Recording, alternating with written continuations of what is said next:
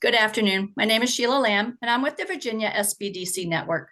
For those of you who are not familiar with our organization, the Virginia Small Business Development Center is a partnership program between the U.S. Small Business Administration, George Mason University, and local host institutions throughout Virginia.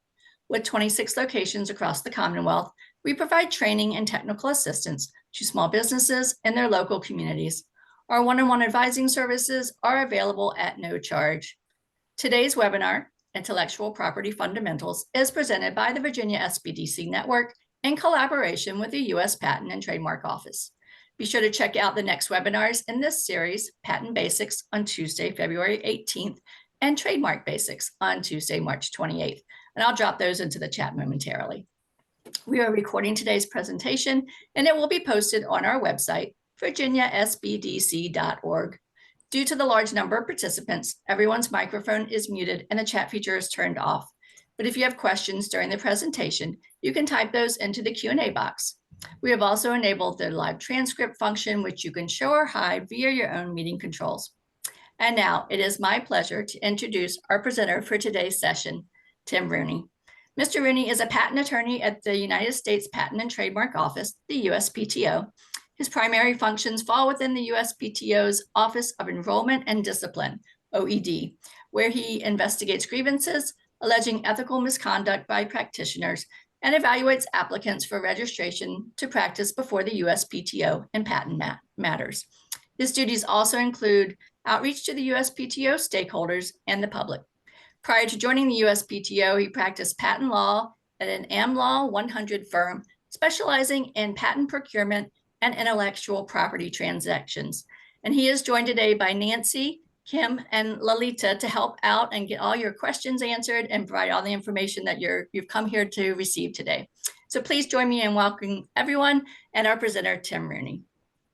Thank you very much, Sheila. Can everyone hear me correct? Yes. Good. All right. So thank you again. Let's get started. So my name is Tim Rooney with the USPTO, and I'm here to provide information about a variety of intellectual property topics. Really, we're going to go over the basics here, or some basics. We could spend hours on each of these individual topics. And as Sheila said, we do have patent basics and trademark basics coming up in the future. So if you're interested in more information on patents or trademarks specifically, please check those out. And then we're going to go through a lot of resources that the USPTO provides on our website at the end of this presentation. And so there's going to be a lot of additional information you can glean from those.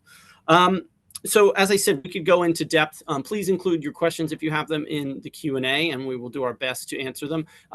Things that have circumstances surrounding you individually, we might not be able to give very complete answers on. We can't give legal advice, but we'll do our best. Really, we're just trying to provide some high-level information here. And what I find is that, when we're going through school, whether it's high school or college or even before high school, we don't get kind of an introduction to intellectual property. We don't talk about intellectual property a lot in our day-to-day lives. So there's sometimes confusion about the different parts of it or different types of intellectual property. And really what we aim here to do is to help you speak the language. It can be complex. And so whether you're going to try to do some of these things yourself, maybe file a trademark, maybe file a patent, or just educate yourself on copyrights, trade secrets, or the like, it's good to get you, or if you're going to go to a professional, to an attorney and hire them to help you, it's good to know some of the jargon, some of the terms, and some of the processes. And so that'll help you ask questions and be more informed, whichever route you pursue. I liken it to when you're getting something done on your house or your apartment, and you hire someone to do a job. If you know a little bit about what they're going to do, you're going to be able to ask questions that are a little more informed, and you're going to get a little bit more out of it, and you can direct things a little more as well. So this is just going to help you kind of move through that and become more informed. And we're going to start with the foundations of intellectual property. And believe it or not, two of the forms of intellectual property that we're going to talk about have their foundations in the Constitution. Article 1, Section 8, Clause 8 of the U.S. Constitution states, "The Congress shall have the power to promote the progress of science and the useful arts by securing for limited times to authors and inventors the exclusive right to their respective writings and discoveries." And so I stopped at each point on these two terms, and there's three pairs of terms here, right? There's science and useful arts, there's authors and inventors, and there's writings and discoveries. So there's 6 terms. But if you line those up, you'll find the basis for copyrights and patents. Copyrights, believe it or not, are found through science, authors, and writings. Science we don't think of as dealing with copyright specifically, but when this was written, that's what they meant. So that is where we find the basis for copyrights. And then for patents, we have the useful arts, inventors, and discoveries. And that makes a little more sense when we throw the word inventors in there. So that is the basis for our patent and copyright system. The trademark system and the trade secret system, we find that through common law, which are basically court decisions, and through statutes that have been enacted either at the federal level or at the state level. So moving on. What about the U.S. Patent and Trademark Office? Well, here's some numbers about what happens at the USPTO. We have over 14,000 employees. That includes over 9,000 patent examiners, over 750 trademark examining attorneys. And trademark examiners are all attorneys, whereas patent examiners can be attorneys, but they are all of them are not. It's not required. They're technical experts, so keep that in mind. We have over 200 administrative patent judges and over 28 administrative trademark judges. In FY24, that's fiscal year 2024, we had over 650,000 patent applications filed. So our job is, the patent examiner's job, I should say, is to examine those patent applications to see if they meet the requirements for patentability. And over 350,000 patents were issued in fiscal year 2024. Trademarks, we get over 750,000 trademark applications and over 330,000, registration trademarks were registered. And you might look at those numbers and say, well, the number of patents issued and the number of trademarks registered, both in the 300,000 range. How come there's over 9,000 patent examiners, but there's only 765 trademark examining attorneys? Well, the complexities and the requirements for trademarks and patents differ. And certainly there's a lot of complexity involved in trademark examining, but there's just so much more in patents. There's a lot more to look at, and there's a lot more requirements. So it takes longer. It's a little more labor intensive. And so therefore we have an examining corps that's much bigger in patents. All right, moving on. The U.S. Patent and Trademark Office does more than just examine patent applications and trademark applications.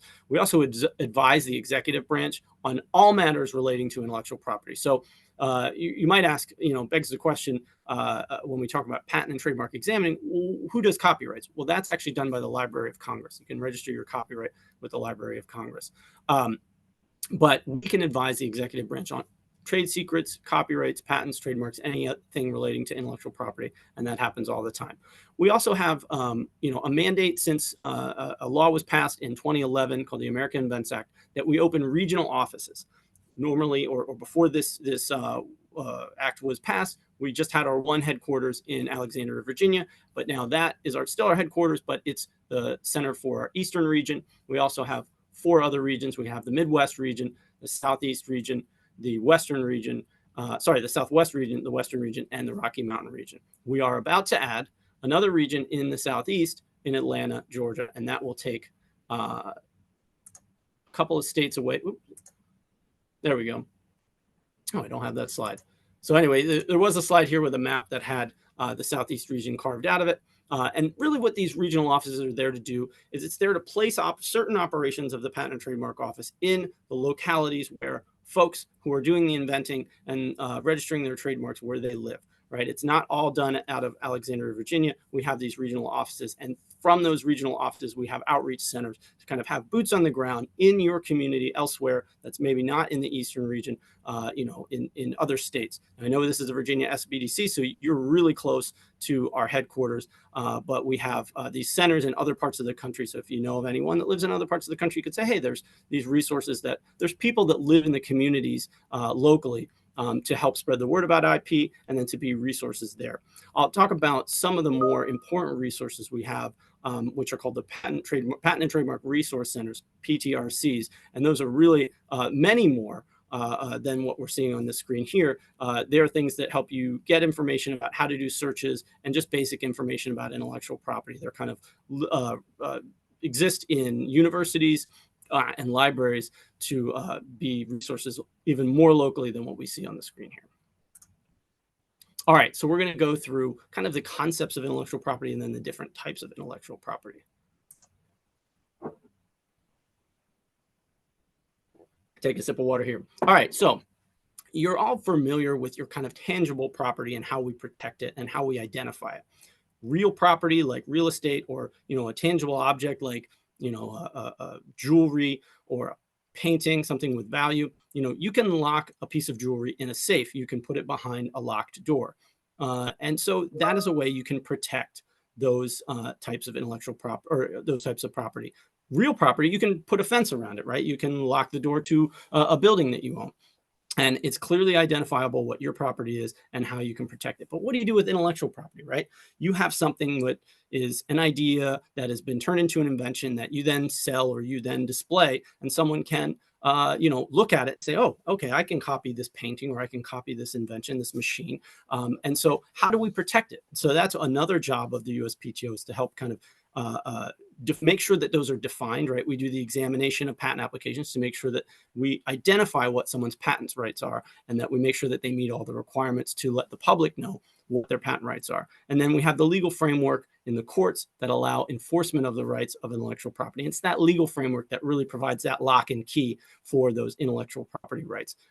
It's abstract and it's difficult to think about sometimes, but really it's necessary so that those rights can be enforced and they can actually have value. Without the enforcement, the value is greatly diminished. And let's think about why we want to educate folks about intellectual property and how we interact with intellectual property. Well, we interact with it every day. And we love to use the example of a cell phone, right? So everybody's got a cell phone nowadays. We carry it around with us wherever we go. And we may or may not realize how much intellectual property is contained within this one device, right? We certainly have patents, right? We have the camera, the semiconductor circuits, the antenna, all the data processing code and whatnot, and the processes that go on throughout that phone. But we also have things like the design of it, right? Design patents, which we'll talk about a little bit. The curved bezel, the case, the home screen, the where the button is that kind of gives you the functionality. We also have copyrights. So the software code can be copyrighted. The instruction manual, which is kind of a work of authorship, that can be copyrighted, and the ringtones, any of the music that's contained in your phone, that can be copyrighted as well. Trademarks, obviously the brands associated with the phone, the manufacturer, but also the brands associated with, the apps that you have on your phone. Those things are protected by trademarks. And then trade secrets. We have the 3 question marks here because we don't know. They're secret, right? There's probably a ton of trade secrets in a cell phone nowadays, and we just don't know. And we'll go over the basics of trade secrets and kind of why they're kept a secret and how that's really fundamental to protection of trade secrets. All right, we'll start with patents, and we'll start with what a utility patent is. There's different types of patents. There's utility patents, there's design patents, and there's plant patents. We're going to talk primarily, what you're talking about when you talk about patents, you're usually talking about a utility patent. And what that is it's a machine, manufacture, process, or composition of matter. The government rights, the rights that are granted in a utility patent are the right to exclude others, and that's key, excluding others from making, using, selling, or offering for sale the claimed invention in the U.S. or importing that into the U.S. And so those rights are exclusive. They don't grant you the right to practice your invention. So think about it, if you were to invent, a chemotherapy drug that had some radioactive isotope in it, if you patented that, you wouldn't be able to go out and start selling that drug. There's a regulatory framework around selling, chemotherapy drugs and drugs of any kind. But what you can do, even if you're not practicing it, is exclude others from practicing that invention. So that's a key way to think about it. Now, patent grants are for a limited time. And there's a reason for that. And the second bullet point under the limited time notation is also kind of really tied into the reason for why we have patents. A patent is a disclosure. The word patent means open. And what you're doing is you're granting the public instructions on how to make and use an invention. And what you get in exchange for that is a limited time of these exclusive rights that we've enumerated above. So it's a quid pro quo. You hear that all the time when people talk about patents, and it's a this for that. We're exchanging the openness, the instructions on how to use the invention for the rest of time, in exchange for that limited amount of time where I get to exclude others from doing it. And when we talk about trade secrets, there are trade-offs. We might be able to keep something as a trade secret, or we can keep it as a patent. We can't do both. And we'll see what the advantages and disadvantages of that decision might be. Patents also, it's very useful to point out that they're territorial. And so what that means is if you have a patent in the US, you can't go over to Germany and say, I have a patent in the US, you can't make this in Germany. You have to go to Germany and get a patent. Same thing, you would go to China, you have to get a patent in China to be able to enforce it. You can't enforce your US patent globally. It only works in the US. So it's a whole process. Different countries have their different systems, and there may be pretty big differences between the different patent systems. But for the purposes of this, we're talking about US patents, and they're enforceable in the US. So we talked about the utility patents, and we said that they're processes, machines, articles of manufacture, or compositions of matter. They can be more than one of those things, right? So you can have a machine that is also an article of manufacture. You can have a composition of matter that's also an article of manufacture. You can have two different types of these patents for similar or related things, right? You can have patent the article of manufacture or the composition of matter and the process for making it. Now, those are two separate patents. You could have something that's been around forever, but if you come up with a new process for making it, you can patent that process, even though the thing that you're making is the same old thing that's been around for a long time. And utility patents have a specific term, and that's 20 years from the date of filing. Really, there's a lot of other words up here, priority, benefit, claim, but really what you should know to take away from this is 20 years from filing. So you file a patent application, it's examined, and then it can be granted and issue as a patent. So the time that you can enforce those rights, essentially, there's some exceptions, are from when it's granted. But you're eating into your patent term when you're taking the time to get it granted. And someone might say, well, isn't that the patent office's fault for taking too long? And there are things called patent term extension. So if the patent office takes too long, there are delays. In certain circumstances, you can kind of get a little bit of time added on to the end of your term. But for the most part, if you didn't meet the formal requirements and the patent examiner has to say you didn't meet this requirement, you have to add this, or sometimes you can't add things after you filed, but sometimes you can kind of cure some of the defects, and it takes a little while longer. Well, that can eat into your patent term, and that was actually changed back in 2013. No, it was back in the 90s, I believe. We used to have a 17 years from patent grant, and now it's changed to 20 years from when the filing date was. And so if it takes a long time for you to get that patent granted, it's going to have a shorter patent term. And now we'll talk about design patents. Now, design patents protect the ornamental design of an article of manufacture. So if it's functional, if it does something that serves something other than ornamental design, it can't be subject of a design patent. Something that has both, you can only get protection on the ornamental design aspects. And a great example is this, soda bottle right here. It's the ornamental design. It could be designed in any number of ways, but this is what you're protecting. And that has a different term. That actually has a term that goes from 15 years from grant. So you're not eating into your patent term when you're trying to obtain your design patent at the USPTO. And then the more obscure one is a plant patent. I worked in patents for the better part of a decade, never did a plant patent. So I'm only going on what I'm reading off the screen here, but it is something that still exists and that people still get. But it's asexually reproduced, distinct and new plant varieties. And you get the term of 20 years from the filing date of the application. So that's similar to the utility patent term. And again, there's something that I hadn't seen in my practice, but it does exist. And if you want more information on that, we have that on our website.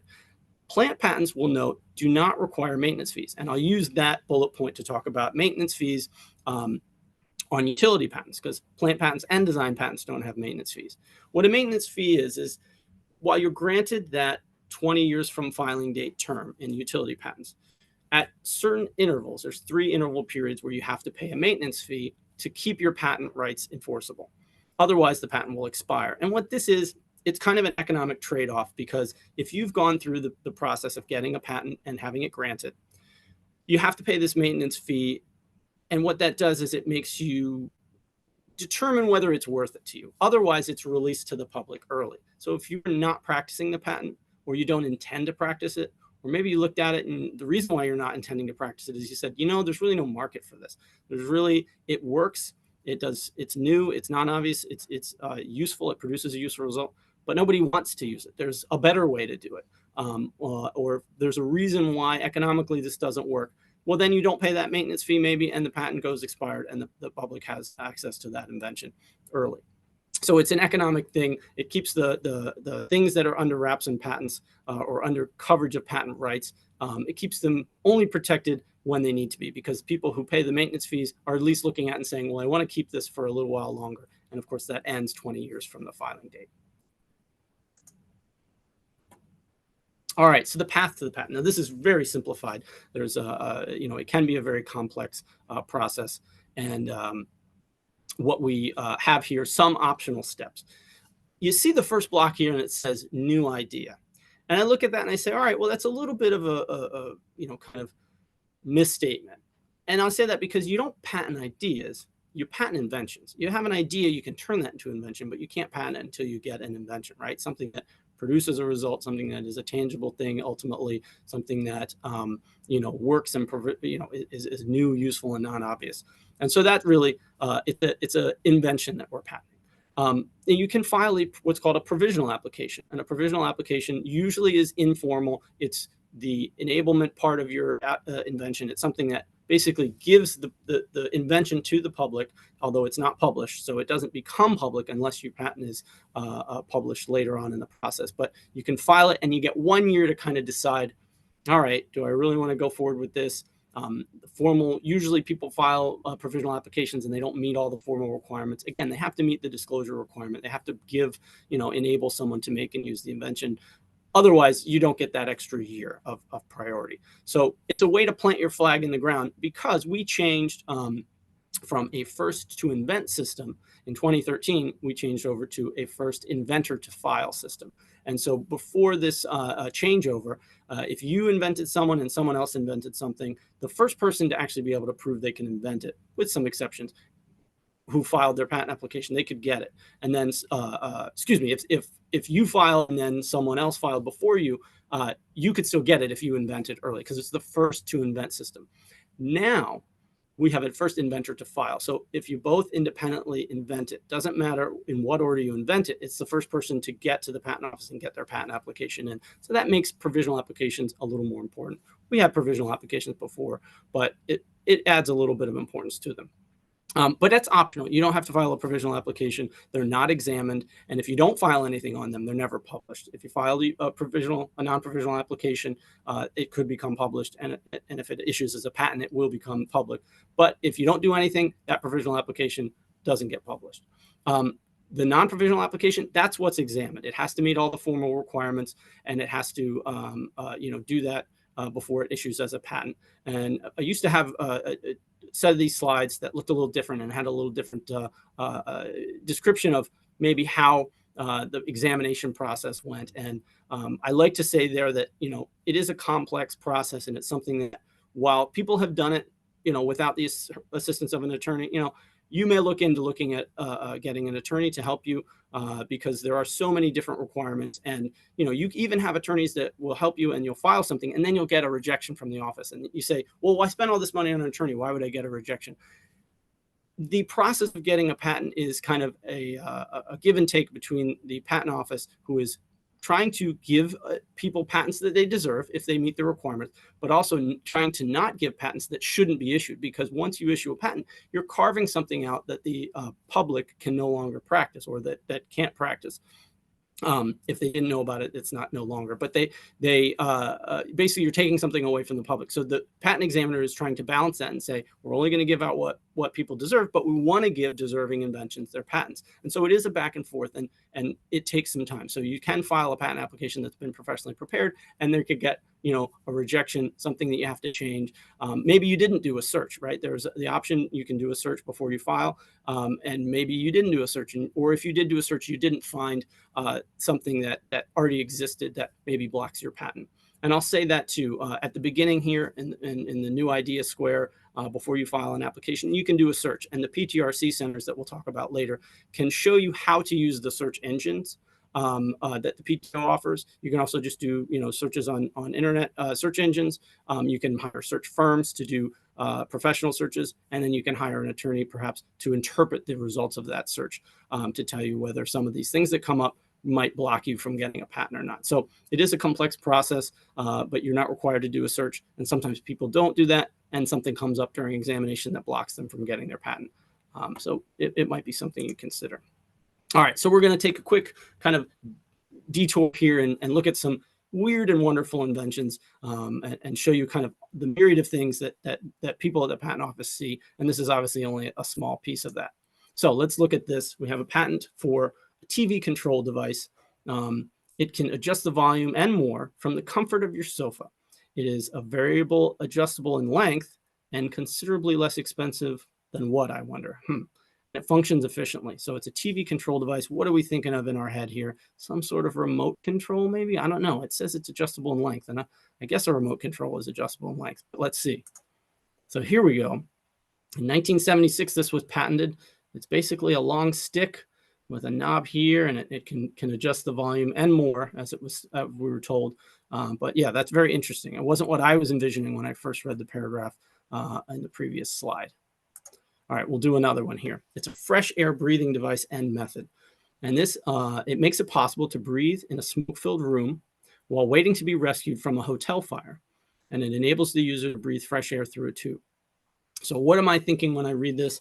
Thinking some sort of respirator, something that a fireman might wear. All right.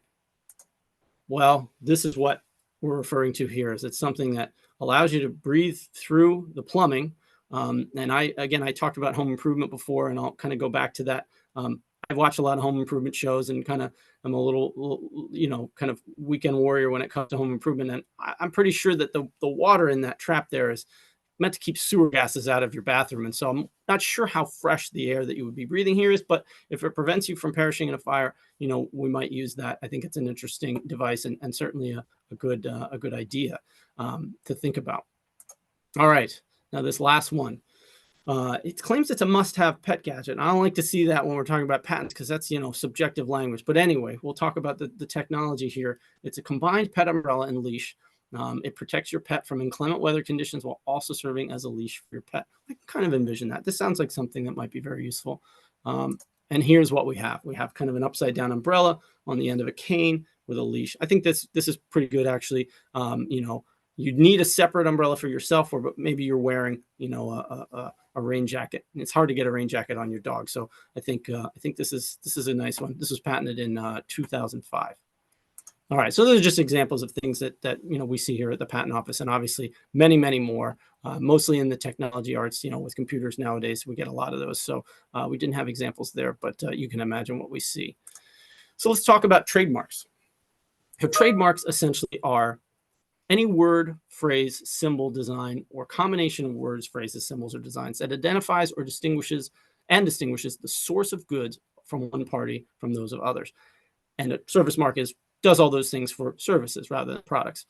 So really, when you're talking about trademarks and we want to distinguish them from other forms of intellectual property, it's a source indicator. And why is that important?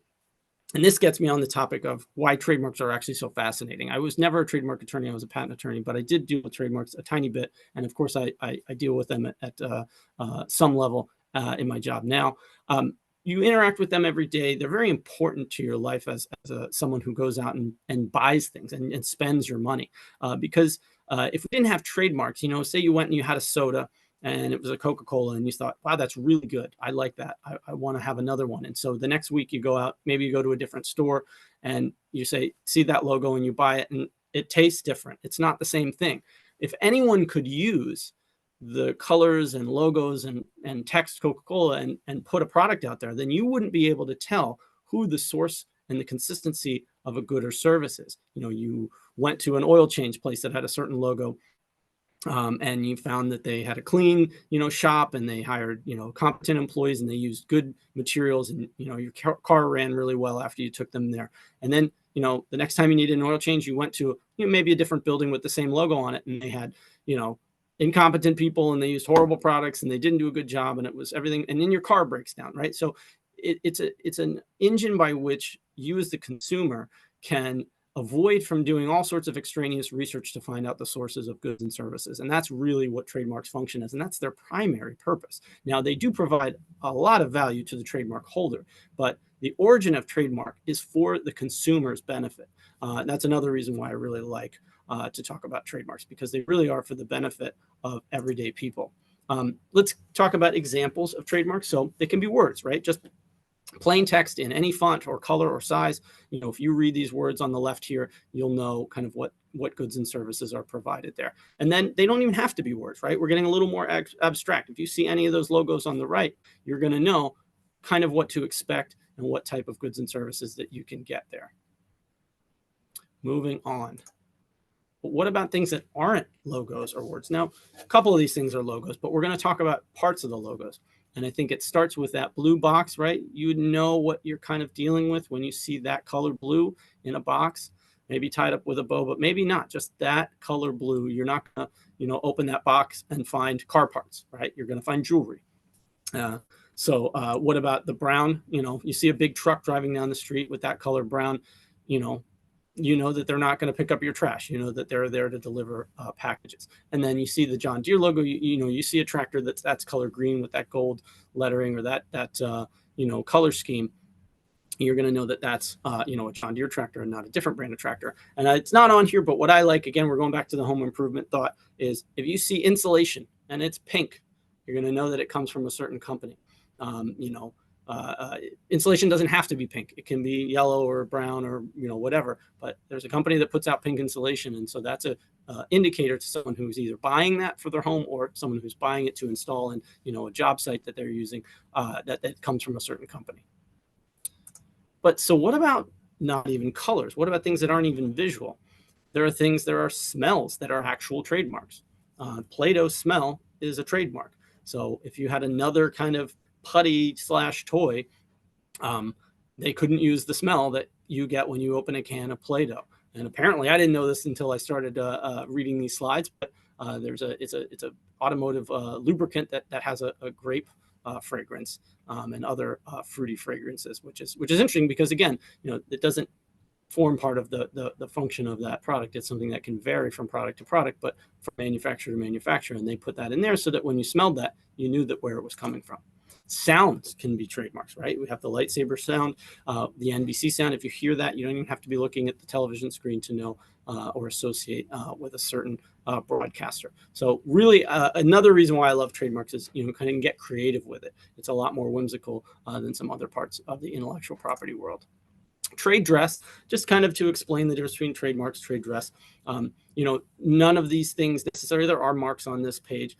We have the Coca-Cola logo and the Hershey's Kisses logo and the Apple logo. But, absent that, you could still kind of identify what these products are. Absent the Hershey's Kisses logo at the top, just the shape of that chocolate, right? That's trade dress.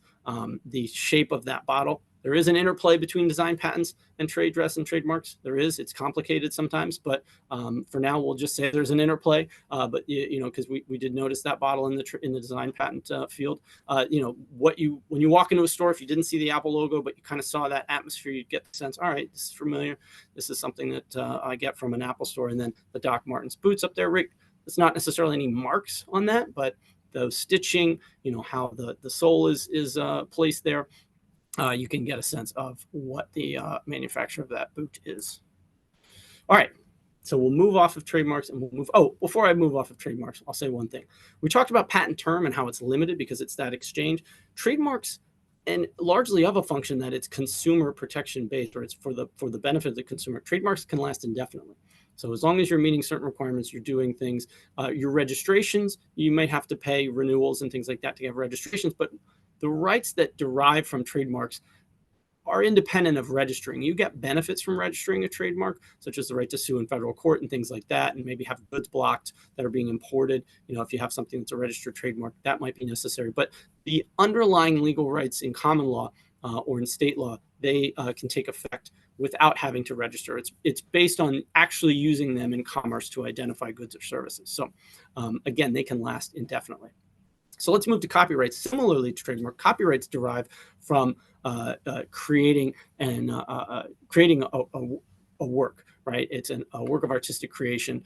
It can be literary works, dramatic, musical, artistic, and other intellectual works. Now, there is a term for copyright, so it's not indefinite like trademarks. It's usually the life of the author plus 70 years. There's a lot of nuanced exceptions, but generally for now, we'll say life of the author plus 70 years. And you can kind of every year we hear about what things are coming into the public domain, and you get, I think one of the Disney cartoons, one of the old timey ones, came into the public domain recently. And so that's always been something you look out for when things that are, older come into the public domain. And you can kind of use that to think about the term of a copyright. So they're original works of authorship.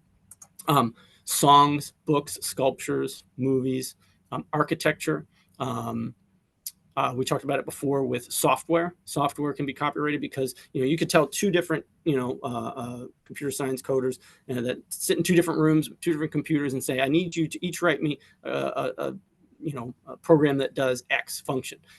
They're not going to be the exact same, right? The different works of authorship, that is the code, that is in fact copyrightable, and that's how a lot of software is protected. Some more examples: product design and packaging, promotional materials, instruction manuals, educational materials. We talked about source code, website content, logos. The list goes on and on. Original works of authorship. And I'll say this about copyrights, similar to trademarks. We have the registering of them. I told you that the rights derive, when the work is created, but registering it with the Library of Congress does provide certain benefits. Again, the ability to sue in federal court and things like that. There's a myriad of different reasons why you might want to register your copyright. All right, let's talk about trade secrets. So trade secrets, it's really just information. It's kind of, you have a lot of different types of trade secrets. It can include formulas, patterns, programs, algorithms, methods. These things all kind of blend together at some level. Processes. I like to give a good example of, like, a customer list could be a trade secret. It's something that is useful if you're a salesperson, or market research can be a trade secret. But it can also be something like the process for making a chemical, right? Or the way you put together a machine, or the way certain things are done. Something that operates that's not out in the open, because as we see in the second bullet point, not only must it be commercially valuable, it can't be known widely. It can only be known to a limited number of people, and you have to take reasonable steps to protect it. So if you don't put it under lock and key, and metaphorically lock and key, if you just let anyone have access to it, if someone doing an internet search can find the formula for what you're trying to protect, then it can't be a trade secret, because you're not protecting it. You're not taking steps to keep it secret. Now, do you absolutely have to prevent anyone from ever accessing it? No, right? If you have a customer list, you have to have your salespeople be able to access it. But what you do there in those situations is you make them sign a non-disclosure agreement. You kind of keep it limited to how and when they can access it and things like that. It varies from instance to instance. And so, you can't just say this is what you have to do to protect this trade secret. You have to, have different circumstances under consideration. A limited amount of people. Again, you can't make sure that not everyone can access it. So you do want to make sure that you're not just giving it out to every employee that walks in the door. If you're someone that has market research, you want to make it limited to just those people that need to have it. And it's got to be commercially valuable. Again, it's got to have something of value to your business or to you as a person. Some examples of trade secrets.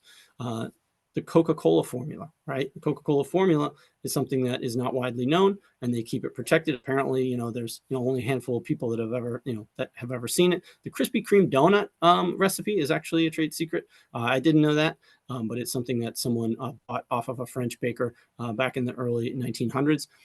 The 11 herbs and spices for KFC. I don't know if people nowadays get to hear that. I don't think the commercials have that anymore. But when I was growing up, that was the big thing. So it was a secret recipe. And the algorithm for Google, right? The search stuff. I'm sure they have many different trade secrets, but it's not something where it's widely known and that they keep it secret. So it's a trade secret. I'll mention with trade secrets too. Trade secrets are sometimes fragile, right? And that plays the interplay. We talked about whether we should patent something or keep it a trade secret. Patents are there for a limited time. Trade secrets, like trademarks, can be indefinite, right? As long as you can keep it a secret and you meet those requirements, then it can be kept as a trade secret. So that's a pretty big thing to weigh, because you have a limited time for that patent and you're disclosing it. But if you keep it a secret, and you can keep it a secret, you can leverage that intellectual property for a lot longer. You must take reasonable steps. Whereas in a patent, it's open. The whole point of a patent is to get you to disclose it to people. There may be legal remedies if someone should steal your secret, but again, you've got to meet the requirements of keeping it secret and not having it widely distributed. Someone may reverse engineer. So through no fault or malice of their own. They're, if you sell a product that's made by a secret process and they can figure out that process just by dismantling, the product, or, if they can do an analysis of your formula, put it in a mass spectrometer and find out the ingredients, and then maybe, happen upon the way that you do it, bam, then your trade secret's done. So it's a little more delicate than a patent. You're giving the patent out there, you're being open about what it is, but you get that concrete protection for that limited amount of time. So there is an interplay when a company or a person who wants to decide whether to make a trade secret, keep something as a trade secret, or file for a patent. There's a considerations there. All right, quickly moving on, because we have to get to our resources, and I'm taking a little bit of time here. Here's an overview with examples of the different types of patents, copyrights, trade secrets, and trademarks. And we're going to distribute the slides after this presentation, and so you'll have access to this. And that's important because there's some QR codes and websites on the next slides that you're going to want if you want to access some of those things. They're all accessible from the USPTO.gov website as well. So without further ado, we'll talk about some of the resources we have. We're in the Northeast Regional Outreach Office. Used to be the Eastern Regional Outreach Office, but because we're carving out the Southeast, we have a Northeast Regional title here. And you can subscribe to alerts. Our different regional offices will sometimes have different events. Sometimes we'll have events that are throughout the United States, but more often than not, you can attend something from another regional office. But if you want to know what we're doing, what we're either doing in person locally or what we have on the website, you can subscribe to alerts, and that'll come into your inbox, and you won't have to go looking for those every time you're curious about something from the USPTO. We have the inventor newsletter. This will be something that you'll get, monthly. You'll get the latest updates from the USPTO director, and you'll get information, as things develop. And we develop new programs and have new resources. You can learn about them because that'll get pushed out as a newsletter, and that's very useful as well.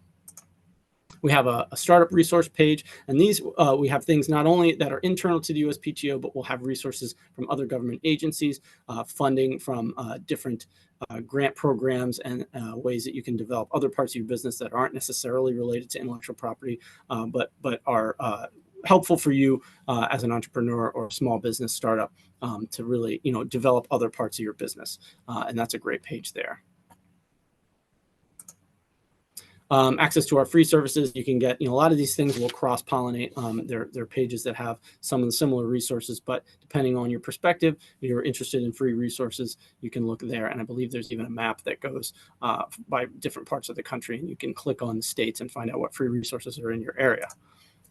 You have the Path to the Patent. This is a free training series, and it gets into more detail about intellectual property basics, searching. We talked about that a little bit, what you'll need to draft and submit your application. And even if you're going to hire an attorney, it's good to know some of these background things because, again, you can speak the language. You can ask questions that will be a little bit more in depth and maybe make decisions that are a little more informed early on in the process. And it could maybe even save you time with the attorney, which, if the attorney's billing by the hour, that can be helpful. You won't necessarily need to start from ground zero. You can have a little bit of knowledge about the patent system.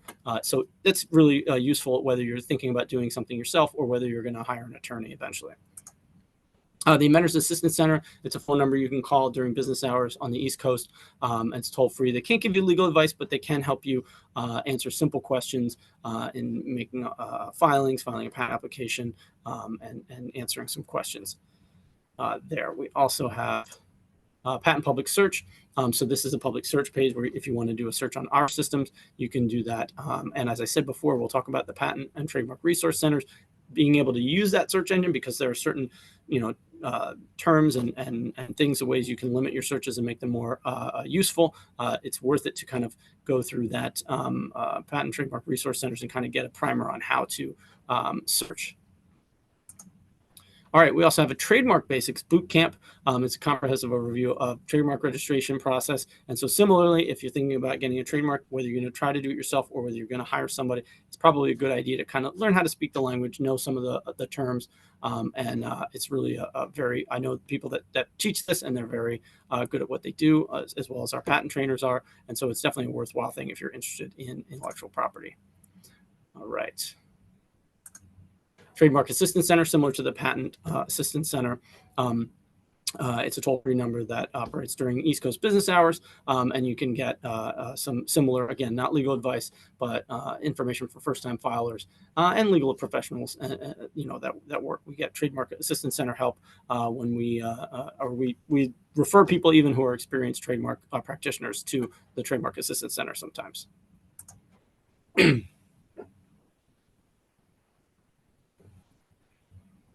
So also we want to let you know about some of the programs that are available out there for small businesses and independent inventors. One of which we have small entity status, which is for small businesses, but then there's micro entity status, which is for micro entities, very small businesses, startups, and individuals. And you can get up to an 80% reduction in most patent fees. You can qualify on gross income basis, or institutes of higher learning also can qualify.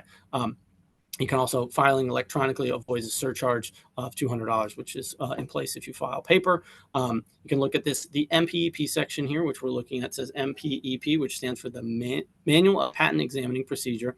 And that is a guidance document that really instructs not only examiners on how to do their job, but instructs patent practitioners, patent agents, patent attorneys on how to interact with the office. And it's a very good document. It's very big. So we want to point you to the specific section that relates to microentity status if you're interested in filing microentity. It's something you can kind of read through, and it says section 50902 through 50904. I deal with that on an almost weekly basis because I deal with the patent bar. So I know a lot about the MPP, but it is kind of something that I need to explain because it's a kind of internal, it's not an internal document, but it's something that is a patent nerd thing that patent people know what it is. But I like to explain what the MPP is to folks who are just encountering it. Two programs that are near and dear to my heart that are administered by the office in which I work, which is the Office of Enrollment and Discipline.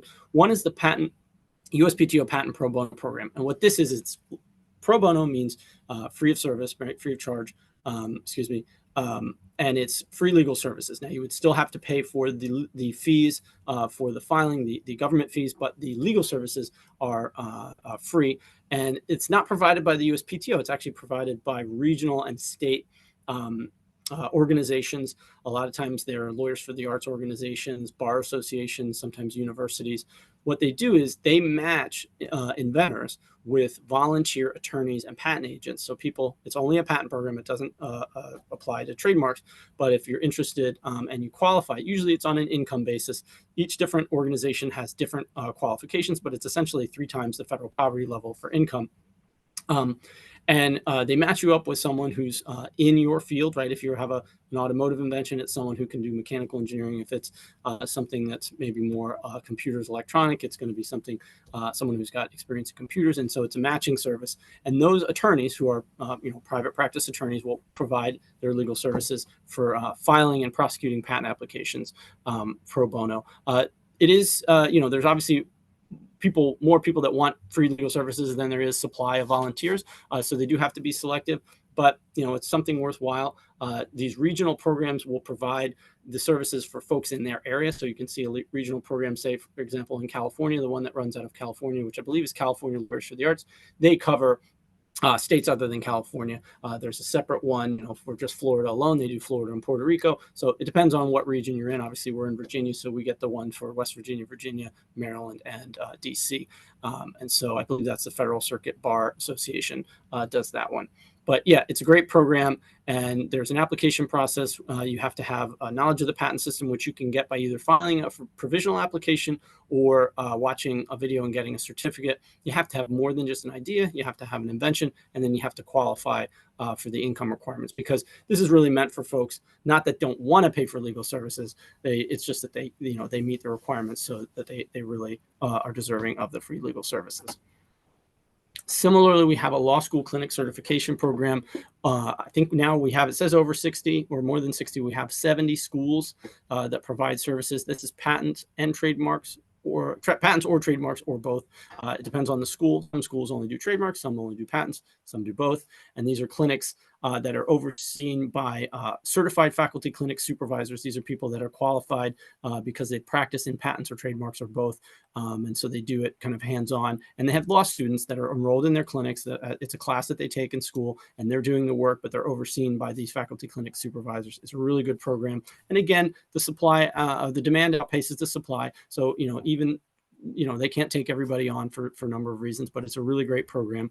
And you can, we have a website, we have a map. You can click on the different parts of the country and find out a program in your area. But the good thing about this is also, unlike the other program, some schools will do nationwide. So you have some schools that will provide services to anyone in the country, which is excellent. It's a really good program. And if you're interested in that, go to that website and check that out.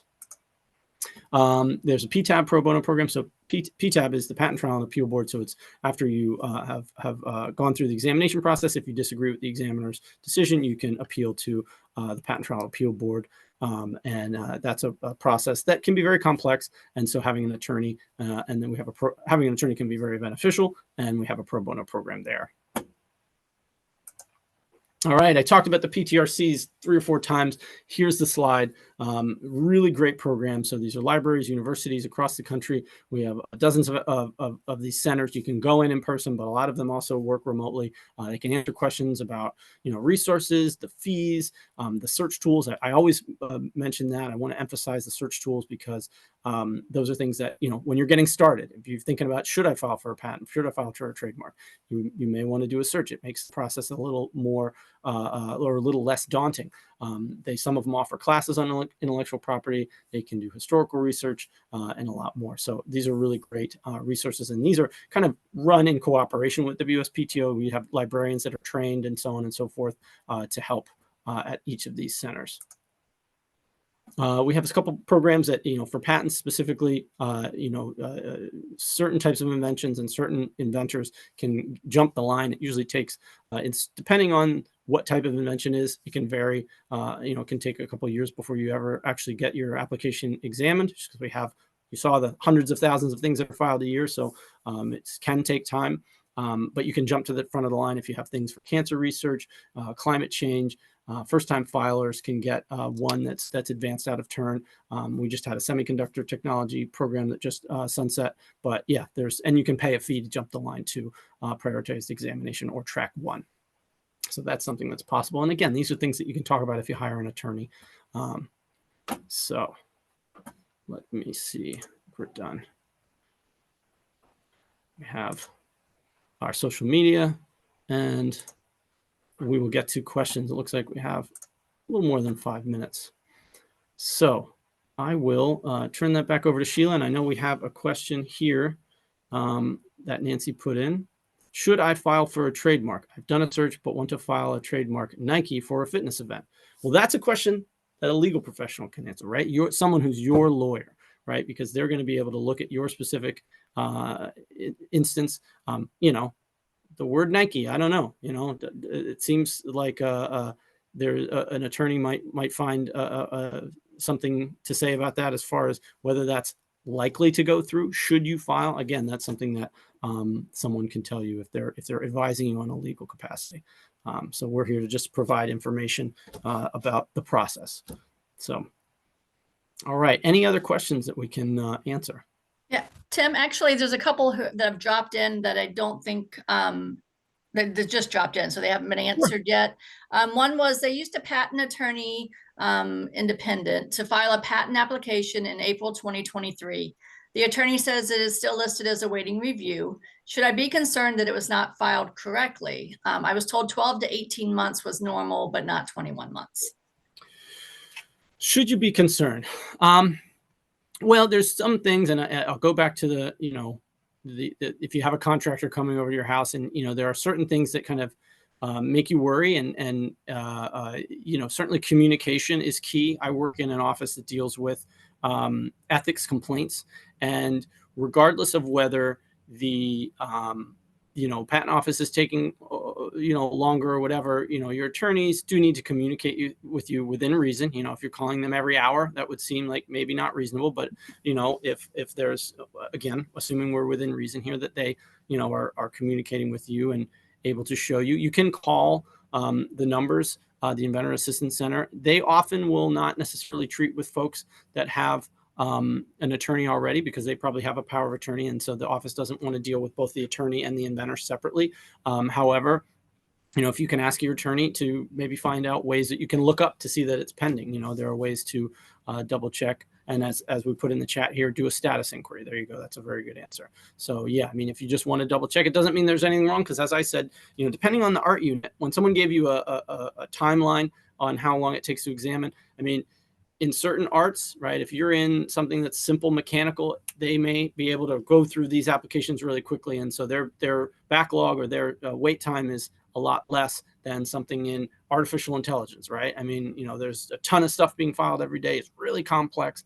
The art is difficult to search because terms are used interchangeably. That could take years to actually get to. So when you hear that timeline for what the filing to examination period is, that's kind of maybe an average of some of those very vast timelines. So it doesn't necessarily mean that there's something wrong, but the status inquiry, you know, or asking to you know, be reassured that that's something, you know, you may help you feel better about that.